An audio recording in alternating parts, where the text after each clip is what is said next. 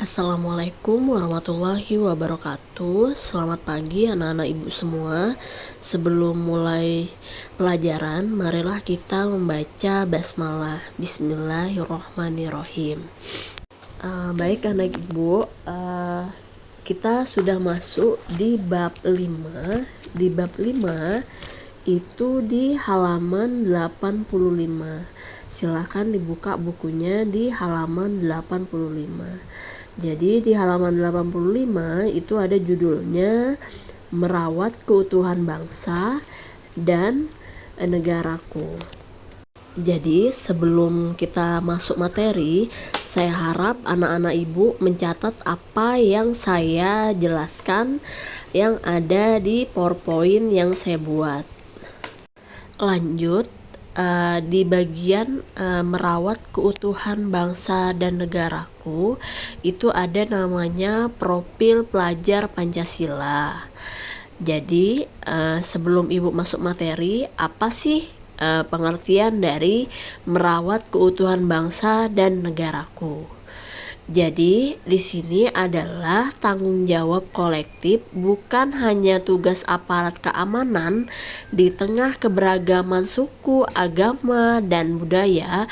Indonesia membutuhkan perekat yang kuat agar tidak terpecah belah mengenai cara merawat keutuhan negara kesatuan Republik Indonesia. Lalu di situ ada kata-kata kolektif. Nah, kolektif itu artinya adalah di mana seluruh anggota kelompok, organisasi atau masyarakat memikul tanggung jawab bersama atas tindakan, keputusan atau hasil yang dicapai baik positif maupun negatif meskipun tidak semua anggota terlibat langsung. Contohnya adalah kabinet pemerintahan.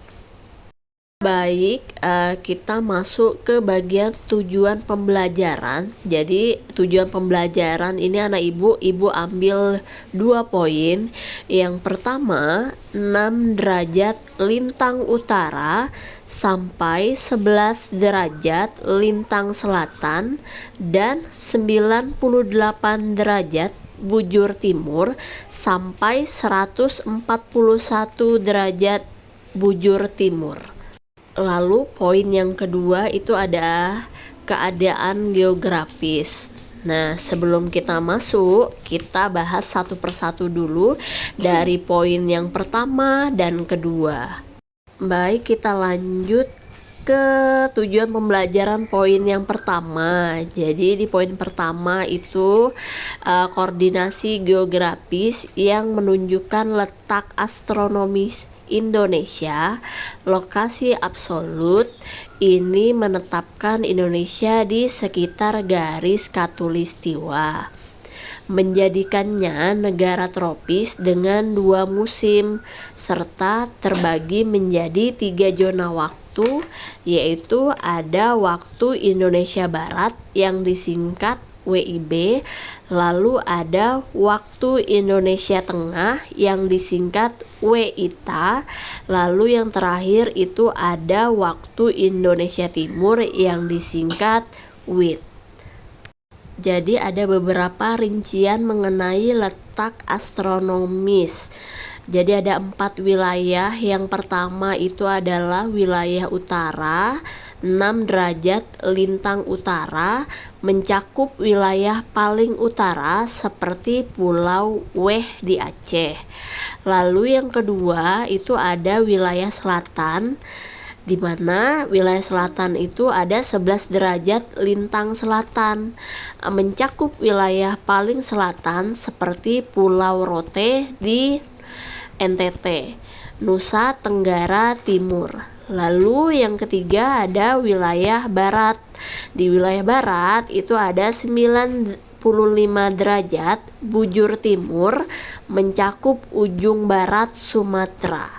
Lalu yang terakhir itu ada wilayah timur. Wilayah timur 141 derajat bujur timur, mencakup perbatasan Papua dengan Papua Nugini. Itu tentang poin yang pertama. Jadi poin yang pertama itu ada kata-kata lokasi absolut, anak ibu ya.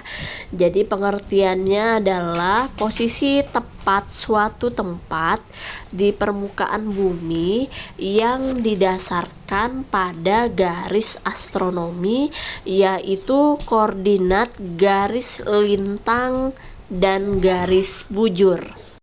Baik, Ibu ulangi lagi sedikit tentang dampak letak astronomi. Itu ada 3 poin.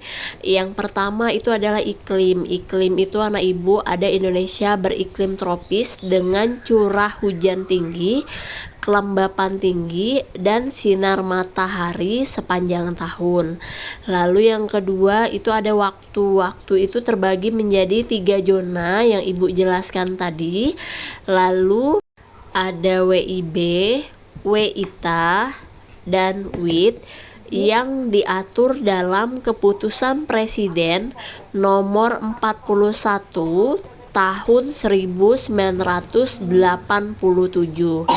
Dan terakhir itu ada posisi ya nah Ibu. Posisi sendiri itu adalah terletak di belahan bumi utara dan selatan serta belahan bumi timur. Baik anak ibu, kita masih di halaman 85, masih membahas tentang bab 5. Lalu sekarang ibu lanjut ke bagian ringkasan materi. Jadi di ringkasan materi itu ada A. Wawasan Nusantara untuk merawat bangsa dan negaraku. Jadi di sini ibu ambil lagi satu pondasi utama itu adalah 4 pilar kebangsaan. Ingat yang ibu selalu jelaskan itu adalah 4 pilar kebangsaan.